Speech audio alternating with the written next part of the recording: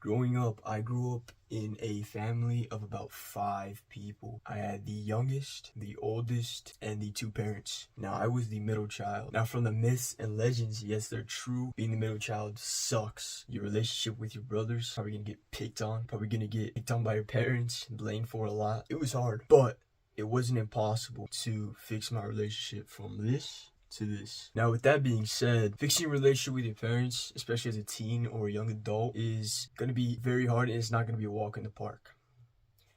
Except it is, because I've done it. With little Timmy here, from this arrow, this is before, this is me, before, after, right here. Now this is you. Replace me with you. You're Timmy right here. You're in Timmy. You have a little propeller hat right here. This is going to be you if you follow this correctly and you actually turn off your brain and you listen to this advice. You can see very happy family.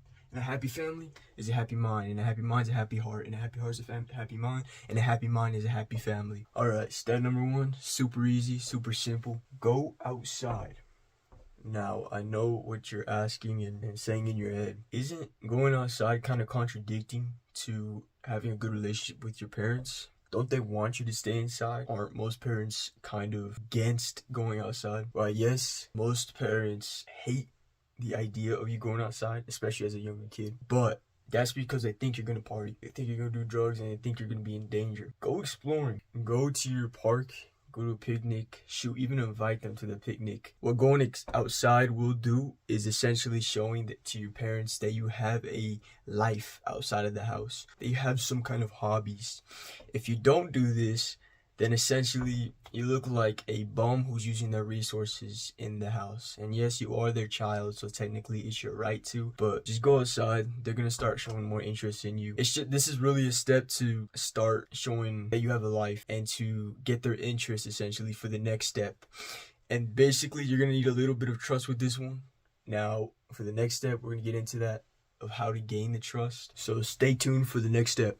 Alright, step number 2. It's obviously trust. Now, in relationships like these, trust often revolves a lot around responsibility. And in order to attain that responsibility, we're going to need to take some action. Now, behind me, for my example, I have a alarm clock. Now, if you don't know how to get responsible and gain trust, just turn your brain off and watch this. Literally, just turn your brain off and just watch this perfect example and copy my example. So if, let's say for school, you wake up at 8, right? And your parents know you wake up at 8 a.m. They know you wake up at 8 a.m. They're probably already up before you, depending on how they work. Now, let's say you change this to 6 a.m. What is this gonna do? Changing it to 6 a.m. essentially will please show your time management. Now, 8 a.m., I mean, sure, you chose that time. Technically, it's time management because it's right on the dot. But imagine at 6 a.m. when every single day you start waking up at 6 a.m., they're going to start noticing. Now, I'm not saying to, when you wake up, start bashing a bunch of instruments together to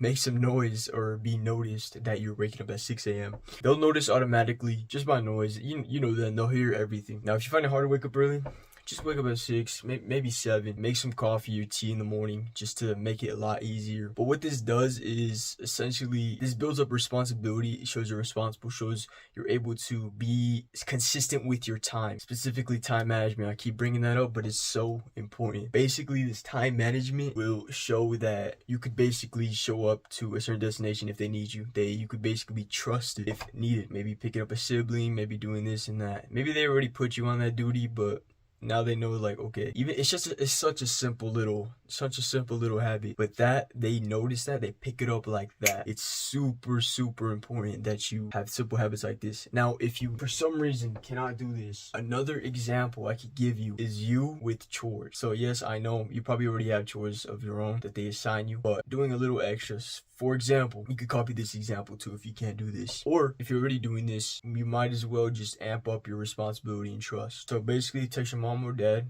if they're at work or whatever, or busy somewhere else, or even talk to them if they're doing something.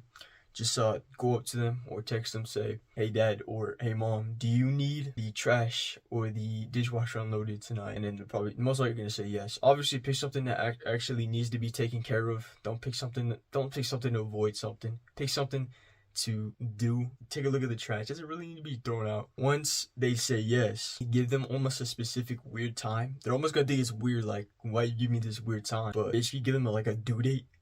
Sounds weird, but give them a due date of when you're gonna throw the trash, or when you're gonna unload the dishwasher, or do the dishes, whatever. Make sure it's not too big. It could be some small task around the house. I'll get the trash done tonight by 6 p.m. or something like that. Like, maybe as soon as they get off of work. Maybe that's the time they come home, at 6 p.m. every single day. Do that. So at 6 p.m, boom, take it out. Like, set an alarm. Doesn't take that much. And basically, they're gonna see that, okay, that was kind of weird. Why? I don't know why he did that. But he obviously can be trusted with time. Even if it was one occasion, they're gonna trust you a lot more. It's just simple facts. This will not only help you with the responsibility part and the trust part, but another reason why this is super important is because it also correlates with the first step. Like I said in the first step, you're gonna need this step for the first step if you already don't have that kind of trust built up, because they're gonna allow you to go out more, and not just by yourself to the park or whatever. They're gonna allow you to go out more with your friends. So this is highly important because they see that you could wake up at a certain time, you could do something at a certain time, throw the trash, throw the dishes. So they're gonna see, okay, well, let's kind of like push a limit here. Maybe you could be home by a certain time. Maybe you could be at this place by a certain time. Maybe you could just stay at this place for how long, however we want him to. All right, for step number 3, you actually need to communicate and talk to them. This is gonna be you. You're gonna talk to your parents. Now, I know this is gonna be hard for a lot of you, because a lot of you are hermit crabs watching this and prefer to avoid communication as much as possible. You like to do the bare minimum, just the simple sayings, just to get you by. I don't think I have to explain why this is really important, but I'm going to explain how to do it. I'm going to go basically over it, like the basics of why it's important. I'm sure you guys know communication is a key to a lot of relationships. So the same thing works for parents. You need to communicate, you need to talk to them. Small talk, big talk, talk here, talk there. Now, the way to do this is straightforward. Dinner table. You're going to start sitting at the dinner table when you can. The best way is at the dinner table. The best way is when you guys are on vacation or you guys are going for walks. Like I said, step number 1, go for walks and invite them, because you don't get that time to walk with them and walk and talk. Now, I know a lot of you may prefer not to talk to them and skip this step, but this step is highly important. The reason why some of you are skipping this step is not because you are hermit crabs, it's because you prefer to not hear what they say. Maybe it's what they say is actually what you don't like, and that's the main reason why you're watching this video, is actually because of what they say and what maybe they believe, which is perfectly fine, because that's like the number 1 reason why we have these bad relationships with our parents, is because what they say, what they lecture us for, what they do basically, and how they talk to us. The best way to communicate with them, let's say at the dinner table, and you really don't like what's coming out of their mouth, right?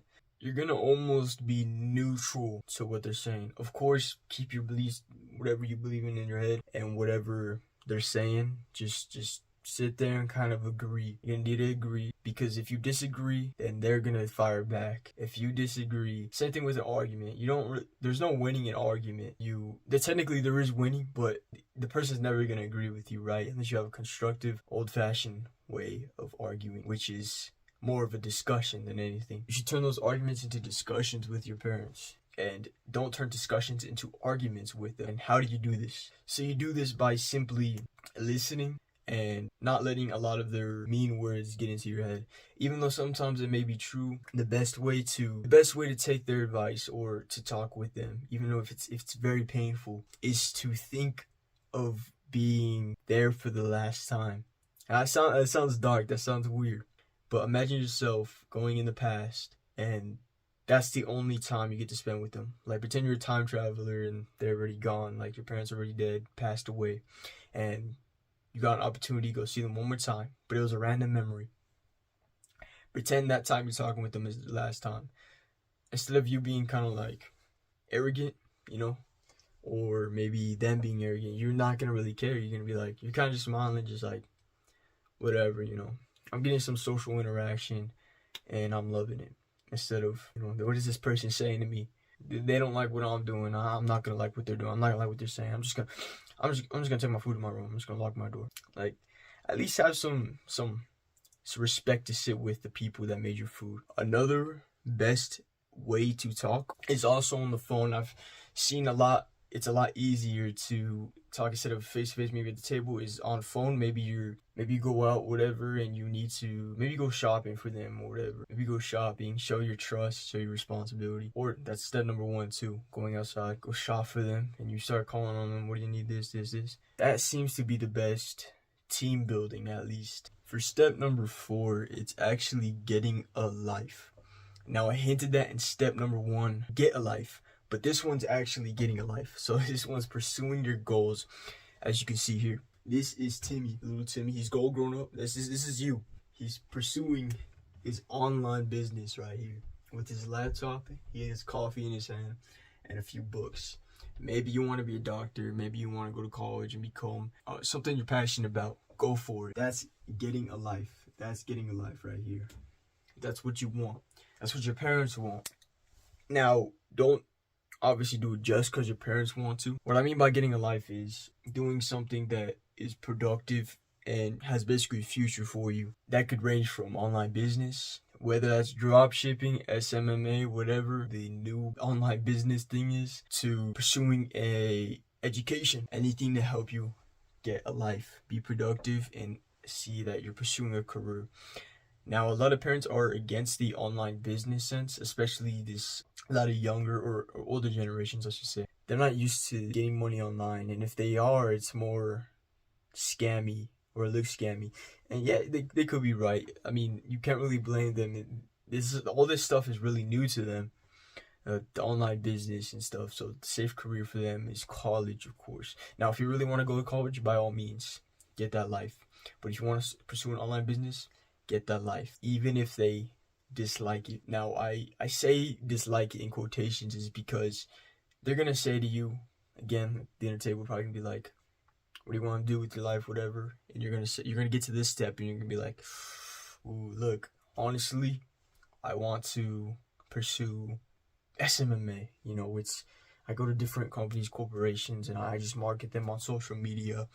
And I'm really passionate about it. I have all this stuff worked up and everything, and they're gonna be like, well, have you considered this? Or they could be dangerous, could be risky. And of course, they're gonna say that. They're only looking for the best for you. You can't really blame them in a sense, because they're really just trying to look out for you, and they don't want you to be careerless or jobless. They don't see the online business in a sense of stable, but if you still pursue it, even with their disagreements, they can't help themselves but respect you for doing it. It's a sense of purpose they see in you. As long as you're super purposeful and obsessed with it, they're gonna try to down talk you. Of course, you're gonna just agree for a little bit, just like, yeah, okay, yeah, well, I'll do as my plan B, or I'll do college. I'm looking for this.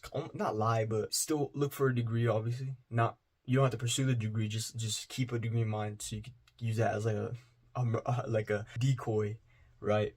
You're not really lying to them because that's really your backup. So they can't help but respect you for doing this, essentially picking a career path that you want, basically. Even if it's SMMA or drop shipping or an online business, they're only doing what they think is best for you. So instead of almost down talking them, be grateful that they're trying to protect you, essentially, even if it's not the best decision.